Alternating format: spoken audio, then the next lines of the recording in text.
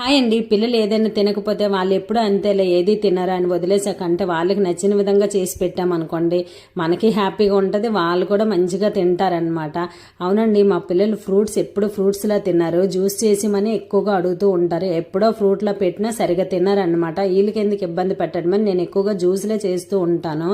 సరే చేస్తే చేసావు కానీ జ్యూసులు ఈ మొక్క ఎక్కడ తెచ్చావమ్మ, పాడైపోయినట్టుంది అనుకుంటున్నారా? అమ్మ పంపించిందండి, నాన్న తెచ్చారనేసి. మేము ఒక మొక్క తీసుకున్నాము, నీకు మొక్క పంపించాను, వెంటనే కోసుకొని తినేయండి అని చెప్తే మనం చెప్పిన మాటలు వింటామా? అందుకనేసి 2 రోజులు ఫ్రిడ్జ్లోనే దాచాను అనమాట. ఇంక ఈరోజు తీసేసరికి తొక్కంతా మాగిపోయింది. మా అమ్మకి తెలిస్తే తిట్లే నాకు అవుతాయి అనుకున్నాను, కానీ లోపల తొనలు మాత్రం ఫ్రెష్గానే ఉన్నాయి.